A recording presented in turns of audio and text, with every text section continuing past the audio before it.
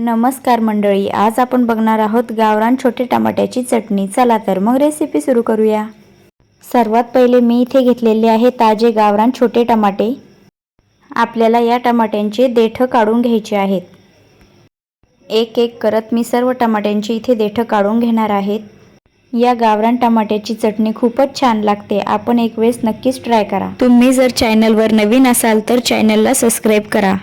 मी इथे सर्व टमाट्यांचे देठ काढून घेतलेले आहे। आपण ह्या टमाट्यांना आता साईडला ठेवूया आणि घेऊया दोन मोठ्या आकाराचे कांदे। कांद्यांना आपण कापून घेऊया। तुम्हाला आवडल्यास आपण कांद्याला मोठे छोटे कसेही कापू शकतो। मी इथे कांद्याला बारीक कापून घेतलेला आहे। कापलेल्या कांद्याला आपण काढून घेऊया एका प्लेटमध्ये। कांद्यानंतर मी घेतलेले आहे आपण साफ करून ठेवलेले टोमॅटो। सर्व टमाट्यांना आपल्याला दोन भागामध्ये कापून घ्यायचे आहे। टोमॅटो जर आकाराने मोठे असतील तर तुम्ही एका टोमॅटोचे 2 ते 3 भाग पण करू शकता। मी इथे जे टोमॅटो वापरले आहे ते आकाराने खूपच छोटे आहे, त्यामुळे मी एका टोमॅटोचे 2च भाग करत आहे। या टमाट्यांना आपण जेवणासोबत कच्चे पण खाऊ शकतो, खूप छान लागतात। आपण व्हिडिओमध्ये बघू शकता माझे पूर्ण टोमॅटो कापणे झालेले आहेत। टोमॅटो खूप छोट्या आकाराचे असल्यामुळे टोमॅटोंना कापायला थोडा वेळ लागतो। आपण कापलेल्या टमाट्यांना एका प्लेटमध्ये काढून घेऊया। या टोमॅटोंना आपण कापल्यामुळे खूप पाणी आणि बिया बाहेर आलेले आहे। प्लेटमध्ये काढून घेतलेल्या टोमॅटोला आपण टाकूया आता तव्यावर। पूर्ण टमाट्यांना तव्यावर असे व्हिडिओत दाखवल्याप्रमाणे पांगवून घ्या। मंद आचेवर टोमॅटोचे पूर्ण पाणी सुकेपर्यंत टोमॅटोंना फ्राय करत राहा। पूर्ण टोमॅटोचे पाणी सुकायला 5 ते 10 मिनिटे वेळ लागेल। टोमॅटोंना मध्ये मध्ये हलवत राहा जेणेकरून ते तव्याला लागणार नाही।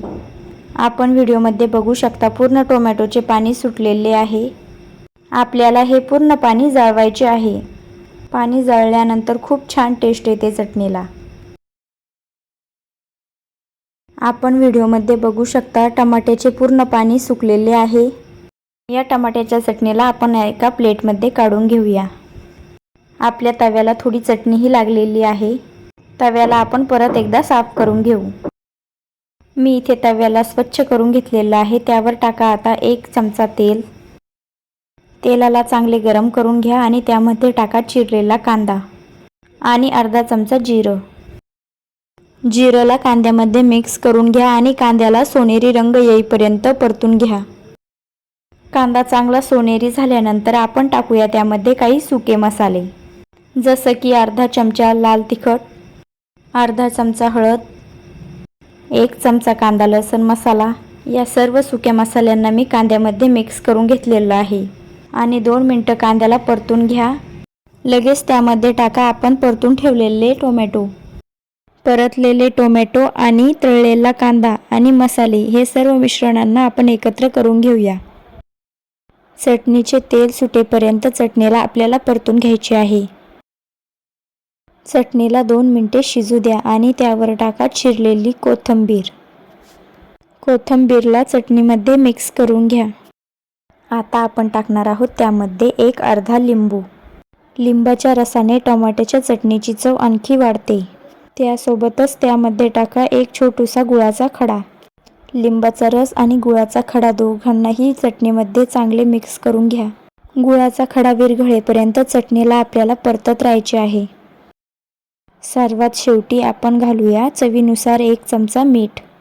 मिठाला चटणीमध्ये मिक्स करून घ्या। या चटणीला आपण चपाती, भाकरी किंवा पाव सोबत पण सर्व करू शकतो। अशाच नवनवीन रेसिपी बघण्यासाठी आमच्या चॅनलला सबस्क्राइब करा। रेसिपी आवडल्यास आपल्या व्हिडिओला लाईक करा। भेटूया उद्या परत एका नवीन रेसिपी सोबत। तोपर्यंत एन्जॉय, बाय बाय।